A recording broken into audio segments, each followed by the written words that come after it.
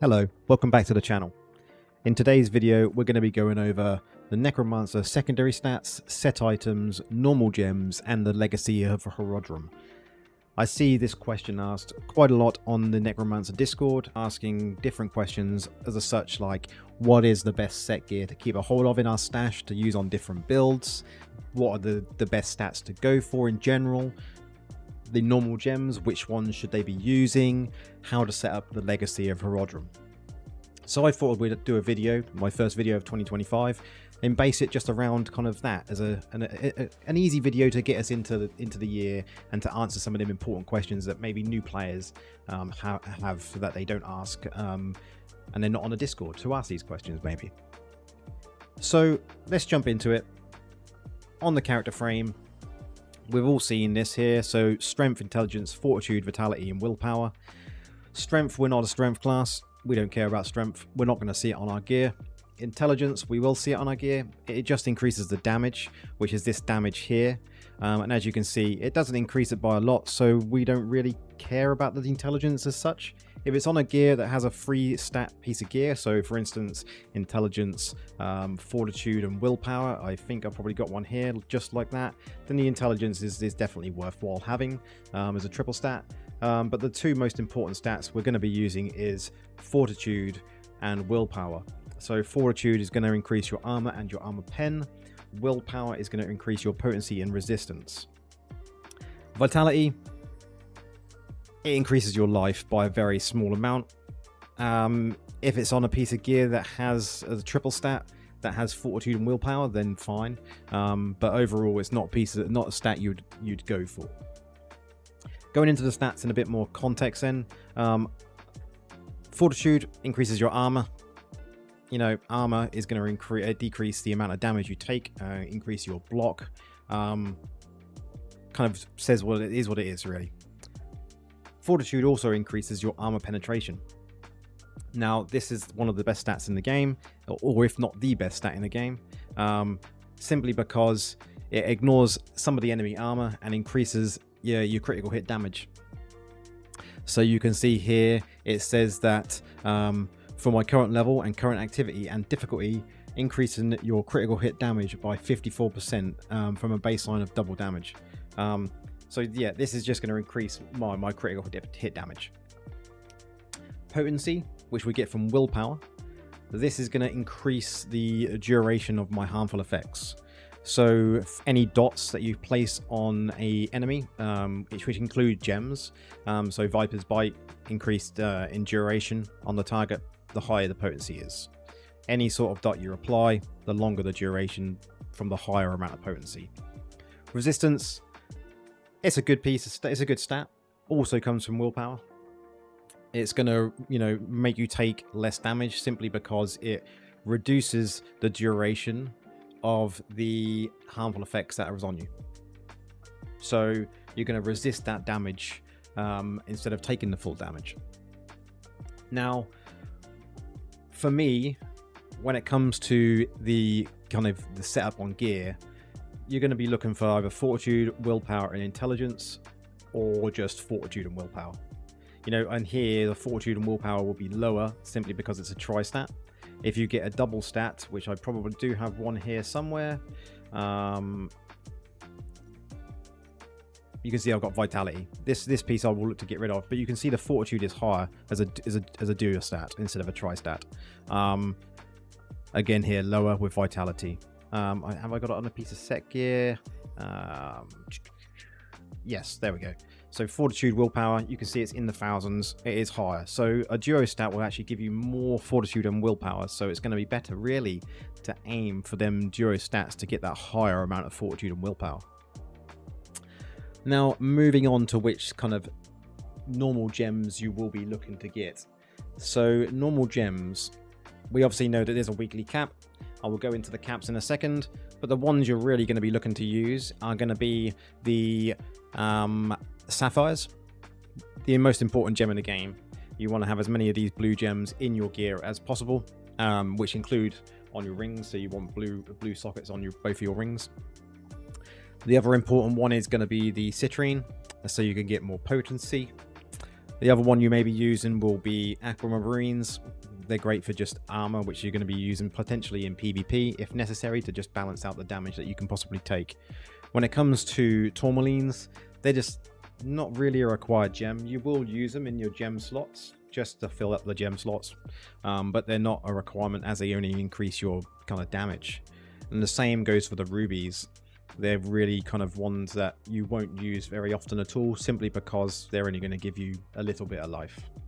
So the most important three is going to be the sapphires, the citrines, and the aquamarines. You will also use some topazes in there, potentially just to balance out your stats, especially in PvP. Moving on from that, the amount of gems you can get from just general content when it comes to your weekly and daily content. So you'll get gems for doing a party of 4, your 12 unbound gems from being in a party on a daily basis.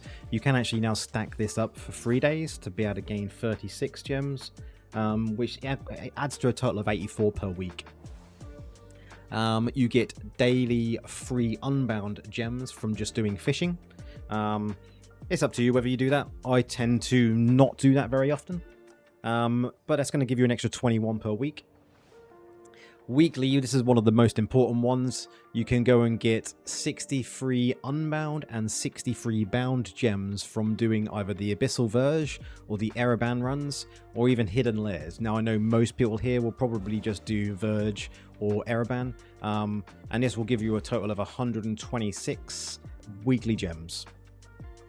You also get weekly gems from the Hills Trader. You get around about 15 bound gems from them. And then you have other gems that you get from the monthly event calendar. What I mean by the monthly event calendar is when you go into the events tab on here and you've got the event center, from this row here, you will get 12 bound gems per month. You will also get from the Battle Pass, you will get 12 bound gems on the Battle Pass. And you will get a few other gems from monthly events. So this adds up to roughly 1,008 gems per month. So in the grand scheme of things, that's a fair few. It may seem like a fair few gems, but once you start getting to rank 7s, rank 8s, you're going to need as many gems as you can possibly get your hands on. So it might be to the point where you start spending platinum, if you have the platinum, on normal gems just to be able to increase your secondaries. Secondaries are very important. A lot of people would have used to just go, you need to go get your resistance, your resonance, sorry, simply because at the beginning of the game, everyone was mad on getting your resonance as high as possible. Now we all realize that secondaries are much more important when it comes to going into PvP. Simply because the more secondaries you have, the easier the battle's going to be, the less damage you're going to take. Don't get me wrong, resonance comes into play, and when it comes to whales, they are going to do more damage and survive longer. But with a higher secondary stat, you're going to have a much better time than you are with a higher resonance stat. So the next thing we'll go on to when it comes to normal kind of stats, I will say the Legacy of Herodrum. Now, my setup on this may be different to how you would like to set yours up. I go with a mixture of, armor pen in the red slot here. I also add in a bit of armor. I've got potency on this one for potency and resistance. I've also gone more potency here. I completely skipped this one. I have then gone for armor penetration and armor on this one. I have skipped this one. I have then gone for level 35 on my resistance. So I went with this one because I do a lot of PvP and I wanted to balance my stats out in my PvP setup. So on there, that's kind of the setup that I'm going for. I'm making sure that I'm getting the secondaries in there. You can see my armor pen and potency are the highest, with resistance coming in on there as well. Armor is still good, but I've completely skipped out the life and the damage nodes. Set items. Set items, there is quite a few that you're going to want to keep kind of saving. And when I say saving the best ones that you find. Now, that will be kind of very hit and miss. You'll probably end up doing a lot of dungeons to get the set items that you want. But the gears that you're kind of looking for, and I think the most important ones overall, is going to be probably Vifus, simply because, you know, of how it works. It's going to increase the duration of your beneficial effects on you and party members by 30%. You know, that two-piece set is absolutely amazing. You know, I think most builds that I use for a Necromancer will use two pieces of Vifus Urges pretty much all the time. The other one that's really important at this moment in time is definitely the where is it here? The Agment's Conflagration. We use a 4-piece set in both PvP and in the PvE dungeon builds, simply because it's a great you know, set item. The duration of your ignite status is increased by 30%. The secondary part is, you know, you have a 15% chance of attaching an ignite status to the enemy when dealing damage with primary or skills, and it adds a dot which lasts 3 seconds. Now for the dungeon build, this works great because you're going to be taking that dot off instantly, reapplying it, and then taking it off. You know, that's how we do our big damage in that particular build. So save any good ones of both so far Vifus and the Agment's Conflagration. The next one you should really be looking to save is going to be the Feasting Barons pack. Simply because of this first kind of two-piece, increasing the duration of the harmful effects. This is great when it comes to the dot builds. You know, you're going to be increasing that duration, so you actually end up doing more damage when you wipe away that dot by using the dungeon build. The next set you should be looking to save is Shepherds, potentially, if you're into summons. I know summons is, a lot of people still out there like them. I do enjoy playing summons, but I have started to move away from the summons now and moving on to a summonless build, sometimes with just a golem. But this set here just increases your summons damage, gives you more crit damage for each summon you've got, and then puts them into a frenzy. A great build for any Necromancer that likes summons. Now, the next one that I do like to save is the Mountebanks set, simply because this is great for PvP, especially with the current Golem build that's going around. You want to take the full 6 set for the Golem build. It's great when it comes to, you know, survivability, and overall you're going to see have a better time with this set on in PvP. Any good pieces you get with the stats that we've talked about, you know, whether that be Duro stat, willpower, and fortitude, or whether that has vitality and intellect on it as well, by all means go for it. But save any of these, especially when they've got, you know, more sockets. You want to have as many sockets as you can get on each piece of gear. The next one you probably should look out to save is going to be the Grace of the Flagellant, simply because this is good for, you know, overworld farming builds. Continual damage, you know, we apply continual damage through most of our farming builds and our dungeon builds now, so it can be used for both builds. Even though the dungeon build, the Agment's, is better, you would probably end up going with a 4-piece set with this if you was using it in an overworld build.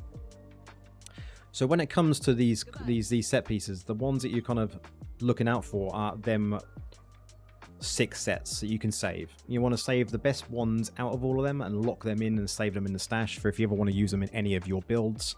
When it comes to sockets on them, you are going to be looking for, you know, a triple socket, you know, red, yellow, blue on your neck. On your belt, you're going to be looking for a triple red because that's what the belt is. The same with the gloves, you're going to be looking for a triple, you know, yellow socket. Boots, triple blue socket. On your rings, you're going to be looking for blue sockets. Yellow sockets are good, but blue sockets are great. You know, you're going to be given more damage. And then again on your amulets here, oh sorry, not on your amulets, they are classed as wrists. You're going to be looking for, again, triple sockets, the red, yellow, and blue. If it was me and you crafted a piece and it had, like this one for instance, only 2 sockets, and it was better than what you originally had, and it had fortitude and willpower on it, it would be a usable item for the time being. But I would look to replace it to make sure I got that triple socket, as well as having fortitude and willpower on there, which currently, obviously, you can see I do need to replace this one, but I'm out of wisps, so I can't craft anymore. So hopefully that gives you a rundown of what pieces of gear you should be really looking for, and how you should set up the Legacy of Herodrum, you know, how you should go about getting your normal gems on a weekly and daily and monthly basis, and kind of, you know, optimizing your time when it comes to, you know, getting as many normal stats as possible. So we're gonna leave that part there. I have obviously been away from the from YouTube, and I haven't made any content for 8 days. I did post on the community tab there kind of the reasons why. But since then, and since my last video, we have actually managed to get the memberships open. So there is memberships now available on the channel. If you want to go ahead and support the channel, that's totally up to you. We will never force that upon you. Everyone's going to be able to still see my content. I will look at eventually setting up a Discord channel, so we can obviously have a conversations in there about kind of Necro and any sort of other classes as well. But bear with me on that, because it will take me time to get it set up. If there's any questions about kind of what we've discussed in the video today, pop them in the comments. I will try and answer all of them and see if there's anything kind of you need help with when it comes to, you know, maybe setting up the legacy, or, you know, what's the best way to farm certain things. If you've got any questions, no matter what it is, pop them in the comments and we will get through to you and answer them as soon as possible. Now, going back to memberships, I did have a new member.